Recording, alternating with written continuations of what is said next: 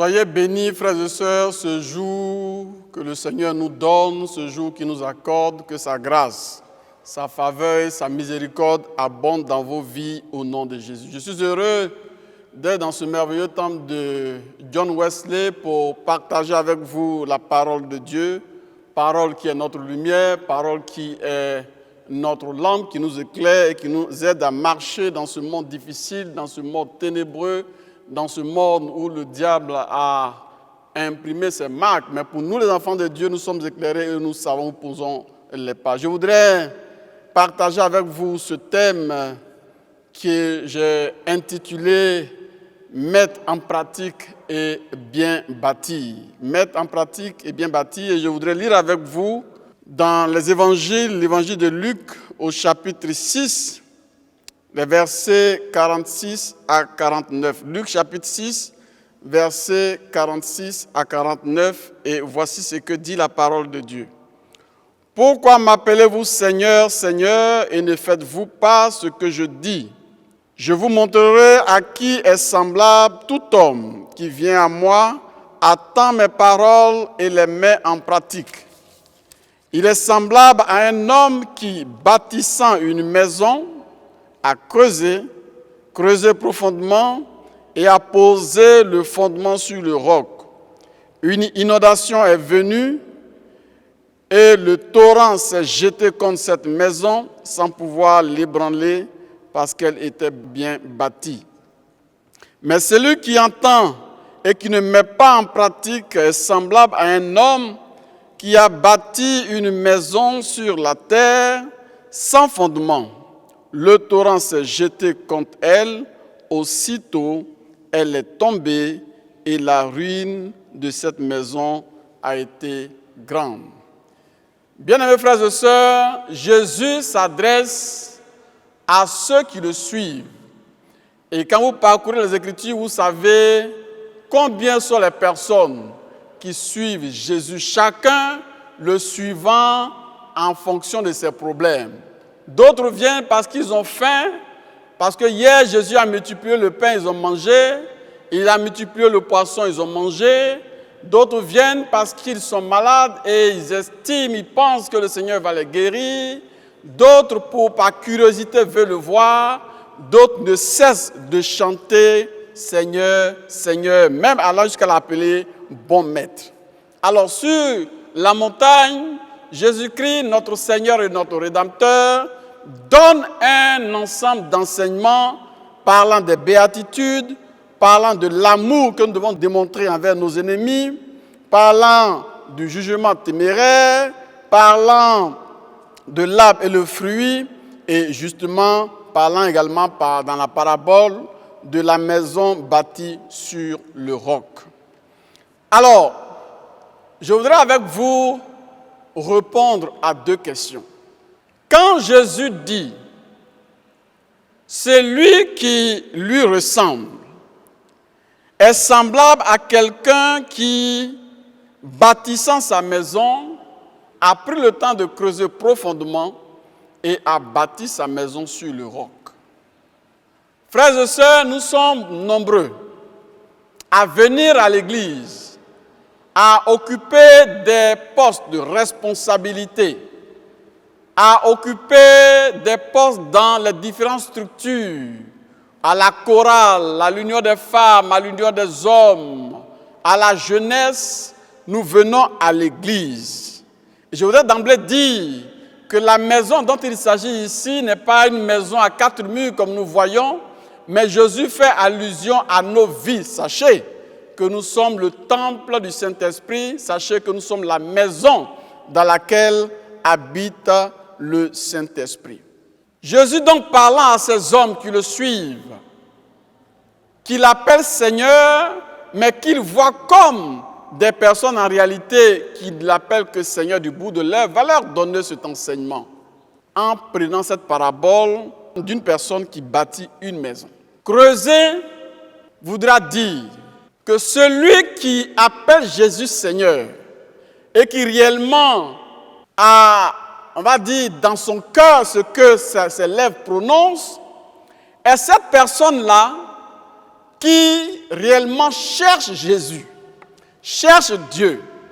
Creuser veut dire que cette personne est attachée à la parole de Dieu. Creuser veut dire que cette personne lit la parole de Dieu, ne prend pas seulement sa Bible pour en faire un oreiller ou alors comme un fétiche, mais cette personne, chaque jour, a le regard plongé dans la parole. Celui qui creuse profondément, est celui qui non seulement lit la parole de Dieu, mais la médite, cherche à comprendre ce que le Seigneur veut dire et comment le Seigneur veut qu'il marche. Celui qui creuse profondément sa fondation est celui qui médite la parole, est celui qui prie, est celui qui jeûne, qui recherche le Seigneur pour s'attacher à ses valeurs, pour s'attacher à sa volonté et pour marcher avec lui. Alors, Jésus-Christ qui est le roc, Jésus-Christ qui est le rocher, Jésus-Christ qui est le fondement solide, cette personne qui a longtemps cherché, qui a creusé, donc qui a lu la parole, qui l'a médité, qui a prié, qui jeûne, qui recherche le Seigneur va se laisser trouver et cette personne va être une personne stable. Alléluia.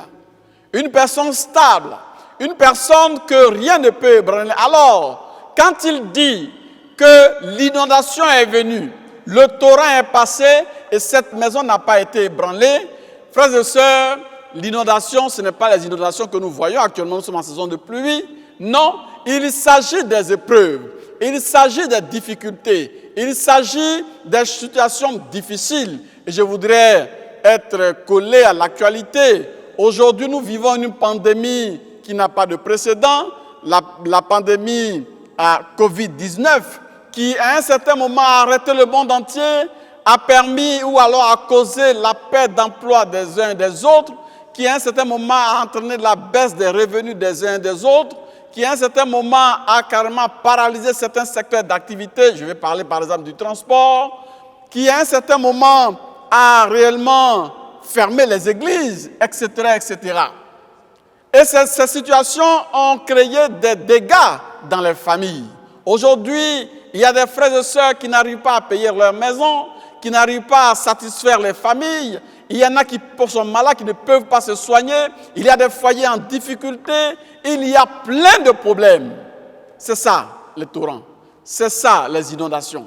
Celui qui a bâti sa maison, autrement dit, celui qui a bâti sa vie sur Jésus, celui qui a pris son temps à lire la parole, à la méditer, à prier, à avoir une intimité avec le Seigneur, rien ne peut l'ébranler. Ni la maladie, ni la mort, ni le coronavirus, ni la perte d'emploi.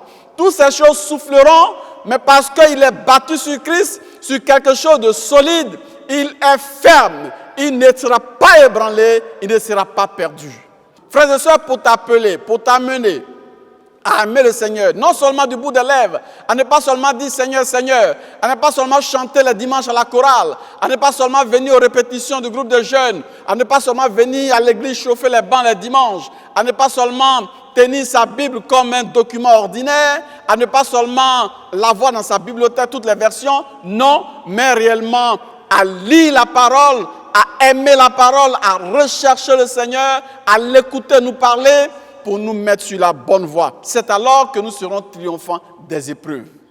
Sinon, nous serons semblables à celui-là qui, dans la deuxième partie de la parabole de Jésus, a bâti sa maison, on va dire sur du sable sans fondement, et quand le torrent est venu, le torrent l'a emporté.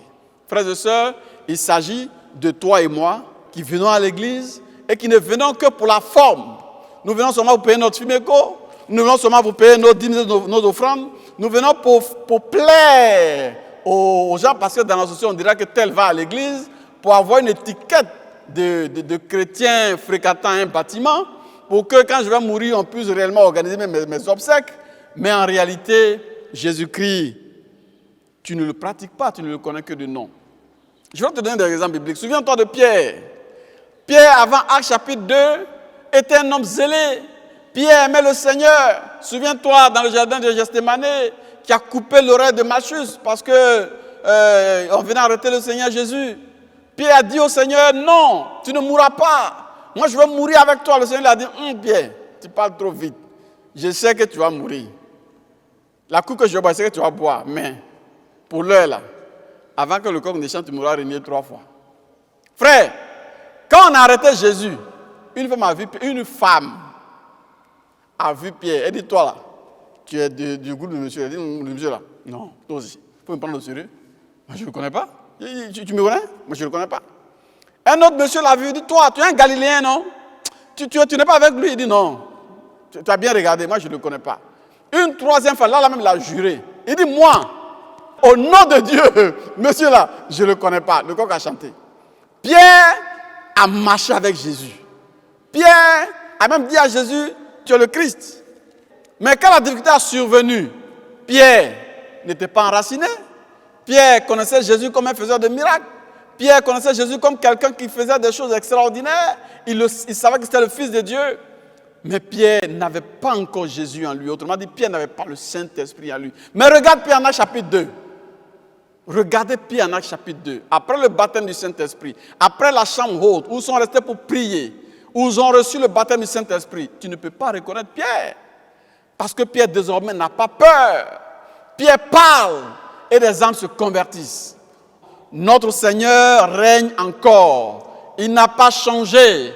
Il est le même aujourd'hui éternellement. Frère, il est vivant. Et ce qu'il a fait hier, il le fait encore aujourd'hui. C'est pourquoi ne regarde pas à ta difficulté, ne regarde pas à tes épreuves, ne regarde pas à ta souffrance, mais regarde à Jésus. Jésus vivant, Jésus le rocher, Jésus le roc. Bâtis ta vie sur lui et rien ne pourra t'ébranler. C'est alors que tu pourras mettre en pratique de façon facile tout ce qu'il dit. Parce que quand Jésus dit aimez vos ennemis, frère, ce n'est pas facile. Un homme normal ne peut pas aimer son ennemi. Un homme normal ne peut pas aimer quelqu'un qui cherche à te tuer. Chaque jour, il fait plan pour te tuer. Mais Jésus dit de l'aimer. Tu ne peux l'aimer que si le Saint-Esprit est en toi, si Christ est en toi, si ta vie est bâtie sur Jésus, alors tu peux l'aimer malgré ce qu'il fait. Ça devient facile à mettre en pratique.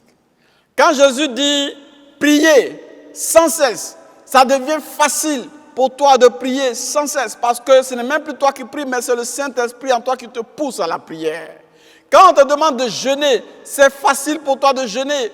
Quand on dit il y a une veillée de prière, tu es heureux de venir à la veillée de prière. Quand il y a un temps de prière, tu es heureux de venir. Mais quand tu n'as pas Jésus, quand tu es seulement un chrétien ordinaire qui ne vient qu'à l'église, non, tu ne peux pas. Tu trouveras toujours des occasions pour t'excuser, pour ne pas venir. Quand on dit de venir prêcher, tu diras que je n'ai pas été averti pendant 4 jours, je ne viens pas. Mais quand tu as Christ avec toi, quand tu es bâti sur le Seigneur, et quand tu crois que tout ce que tu vas dire va venir de lui, tu n'es pas inquiet de ce que tu vas dire. Frères et sœurs, je vous laisse en ce jour nous exhorter à bâtir nos vies sur le roc qu'est Jésus-Christ. Si nos vies sont bâties sur Christ, aucune tempête, aucun torrent, aucune inondation, je veux donc dire aucune épreuve, quelle qu'elle soit, ne peut nous ébranler. Ne peut nous ébranler. Mais sinon, par le Seigneur, frère, nous serons emportés tout partout, vent des doctrines. Les sectes pullulent. Les sorciers sont partout. Les sectes ésotériques sont partout. Nous irons chercher Jésus là. Nous irons chercher là-bas, ici et là. Nous ne le trouverons pas, nous allons nous perdre. Je veux donc t'exhorter à ne pas chercher ailleurs, à rechercher Jésus dans sa parole. Et tu le trouveras. Si vous me cherchez de tout votre cœur, je me laisserai trouver par vous. Si tu le cherches, il se laissera trouver. Tu marcheras avec lui et toutes les grâces qu'il a prévues pour toi, il va te les donner par la puissance de son nom. Parce que Dieu lui a donné le pouvoir dans le ciel et sur la terre et tout ce qu'il décide pour toi arrive. Je veux te rassurer qu'il est avec toi. Quel que soit ce que tu vis, fais-lui seulement confiance. Aie foi en lui, sois sûr que tu es au bon endroit, tu es bâti sur le bon rocher et rien ne pourra t'ébranler. Que sa grâce et que sa faveur soient avec toi en ce jour, au nom de Jésus. Amen.